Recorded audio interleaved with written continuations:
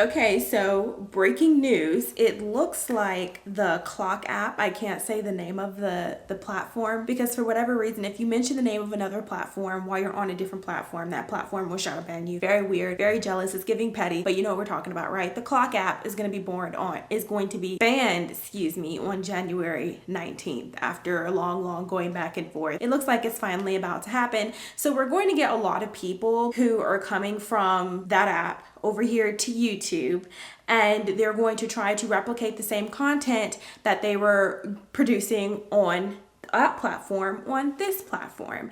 And I am here to tell you, being a YouTuber is not for the weak. It is not for the faint of heart. It is not like these other platforms, okay? I tried to create content on that platform twice, and it went well, but it wasn't my passion. Short form content really it's not my thing. I've been making YouTube videos since I was 15 years old, so over 9 years now. And I have always just been accustomed to sitting in front of the camera and talking. My issue with that app actually was the fact that my videos were too long because I'm just accustomed to long form content, if that makes sense, because that's what I was raised on in 2013, 2014. In the mid to late 2010s, YouTube raised me, okay? So like I said, I've been on YouTube since I was 15 years old, so almost 9 years. And I'm just gonna give you a little bit of background on how that journey has been for me. I know I am not the YouTuber with 100,000 subscribers yet. I know that I don't have millions of views yet. So I know you're probably looking at what I'm saying. It's like, what do you know? You don't know anything. You just got 10,000 subscribers last week. Okay, why am I listening to you? But just hear from a smaller creator, okay? So when I posted my first YouTube video, how to survive high school with no friends or whatever, very cute, it's giving nostalgic, it's giving coming of age, okay? That video, unbeknownst to me, grew my channel very significantly. I was not expecting my first YouTube video to do such great numbers, but what happened was I came back from Christmas break and the teacher said, "Hey, what did you guys do for Christmas break?" And I was like, "I posted my first YouTube video." I said that in front of the entire class, and so everybody from class went to click on my YouTube video and watch it, obviously, because this was like maybe 2015, 2016, so it wasn't really the norm. It wasn't really as popular yet for normal people like you and I to be posting YouTube videos. People only really knew about the bigger creators. So I think when all of my classmates went and clicked on the video, that boosted my engagement. I remember, so silly, it went from like 20 views to 60 views in a day, and then from that point it just took off. Great. That's what happened when your content goes viral. Now that video got a lot of views, okay, and it was great, but then your video gets a lot of views and then you start posting other content and it drops, and it kind of creates like this up and down effect where I moved to Los Angeles and started posting content about that, but that really didn't take off that much. So then I started talking about, moving out of my apartment, and then that really stuck well until it didn't. And so then I started making videos about financial literacy, and some videos would take off and then some videos would not. And it was always my goal since I moved out when I was 18 to not only have a business full-time, but to also have YouTube as a stream of income full-time. And basically what I learned very quickly is you have to treat YouTube like a full-time job before it is your full-time job, because there were so many things on the back end analytics wise that I was not prepared for. Here's the rule of thumb. If you're watching a video and it looks very seamless and it looks very easy and nice, that video is very difficult to create.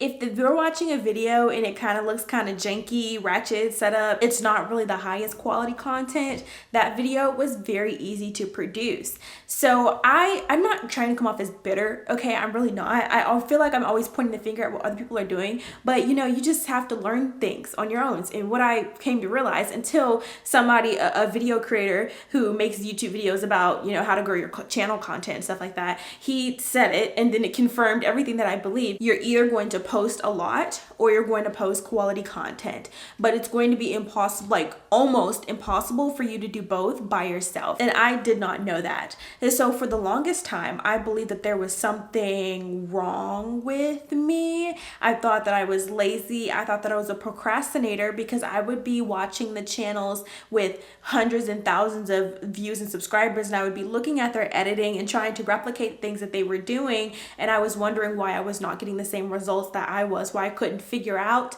how to do the same edits and stuff that they were doing. I downloaded all of the fancy software. I really just downloaded Final Cut, and it really didn't do anything for me, so I just stopped using it. But I did download all of the fancy software, and I tried to do all the things they were doing, and it didn't dawn on me that the reason why their content is so good and they're able to produce 3-4 high quality videos every single week is because they have a video editor. They have somebody behind the cameras helping them get the proper angles. They have an entire team of people working underneath them to help them produce this quality content that they're able to produce 3 to 4 times a week. For example, when I made videos, even simple videos talking about 5 of the best savings accounts for 2023 or something like that, a simple video like that took 7 hours for me to edit. 7 hours. I don't even have like the fanciest editing in those types of videos. It's just basic editing, like little pop-ups. 7 hours for me to produce a video like that. So, and with me also having a job at the time, I was only able to produce 1 video a week. If I was lucky, 1 video every week and a half. And that was when I was at my prime. At a certain point, I was just gotten to like, I cannot be a full-time YouTuber and have a full-time job and do dishes and do laundry and cook and go to the gym and do everything. And so it just became impossible, and I just got really discouraged. I'm thinking like, what is wrong with me? And it wasn't until I came into the reality that, look, you cannot compete with people who have 100,000 subscribers. And it's not even like a competition, like I'm trying to do better than them. It's more so me trying to replicate what they're doing and wondering why I'm not seeing the same results. And it's because they are more consistent than you are, because when you post YouTube videos, it's just like other platforms. The name of the game is consistency. You can have the best, highest quality videos ever.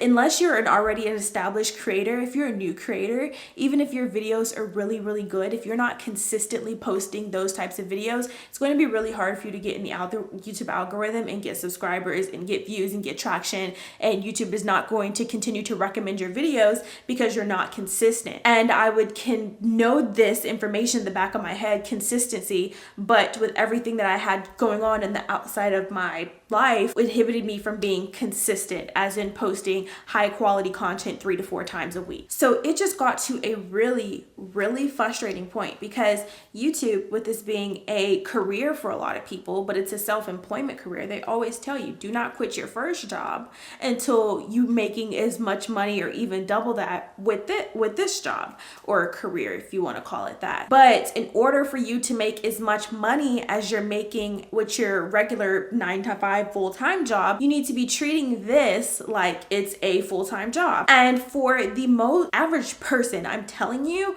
it is almost impossible, because the amount of time editing and then filming, if you really want to create high quality content with different camera angles and stuff like that, those videos take hours to produce, on top of when you're filming with multiple cameras and you have multiple angles and you're trying to edit that all into one video. Those videos can take hours to edit. And so if you're working 40 hours a week and then you're trying to come home and film for hours and edit for hours, something is getting neglected. Okay, you have a pile of dishes in your sink and you're eating out every single day or something, because something's got to give. There are only so many hours in a day, and I know I'm not crazy. You just have to find balance, because I know as a new creator or a smaller creator like myself, you don't have the money unless you go find some random editor on Fiverr who will edit your video for $20, but it's not going to be good. Okay, it's going to be crap. And if you're anything like me, you're a perfectionist, you have a vision in your head of what you want things to look like, so it's just better if you do it yourself. You don't have the money to go out and hire professional video editors. Like, you don't have that extra money to spend on having 2 cameras to have different camera angles, and you don't have the time to invest into editing to 7-8 hours to edit 1 YouTube video when you're supposed to be posting at minimum 3 to 4 a week. Or you don't have the time to film a video with multiple different camera angles when you just get off of your 9 to 5 job.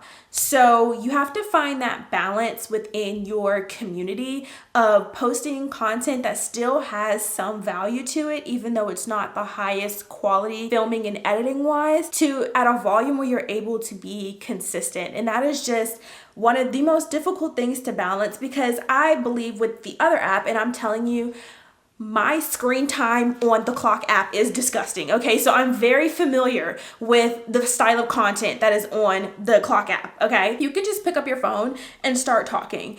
And you can post a 60-second video and it'll get millions of views. And then after that, like, nobody will ever hear from you ever again. On YouTube, it's kind of different. You kind of do have to talk for a longer than 5 minutes. You cannot just post. I'm sure it'll work for some people. Maybe it'll work for one person. They post 30-second videos and their channel is taking off. I'm not talking about shorts, okay? I am not talking about shorts. I'm talking about actual YouTube videos. If your video is not a minimum of 5 minutes or longer, it's already going to be difficult for YouTube to push that video into the algorithm, because YouTube is not a place for short form content. So they prioritize not long form, but like that middle, right in the middle, that 8 to 10 minutes is like a sweet spot. There are plenty of videos who've gone viral for videos that are under 5 minutes or less, but for the creator who's trying to become established, 8 to 10 minutes, 6 to 10 minutes is what I've seen is what the sweet spot is for how long your video should be. So it's not really like you can just pick up your camera and start filming, and you can just pick up your camera and start talking for 60 seconds and then go viral like how you can on the other platform. And as well as that, you also have to be extremely consistent in the quality that you deliver and the amount of videos that you deliver. So it is not an easy platform to manage. However, I do not say any of this to discourage you. I think that in order for you to succeed, you need to have the proper expectations. The proper expectations need to be set. If you're coming from a different platform, thinking that you're going to come to this platform and do the same things that you were doing over there and have the same success, that's setting the wrong expectations. You're going to get discouraged and you're going to want to quit. In order for you to succeed, the proper expectations need to be set, and those are the expectations. I'm not saying this to discourage you in any way. I'm saying this so you know exactly what you're getting yourself into, so you can create a game plan. So you have the proper knowledge and the proper expectations so in order for you to be successful, because it's been a bumpy road. For me, it has been ups, it has been down. Your video goes viral, then the moment dies down, and it's just been a lot of bumps in the road and a lot of up and down, but it is so worth it. So I wish you the best of luck. May the odds be in your favor. In the meantime, stay strong. Bye.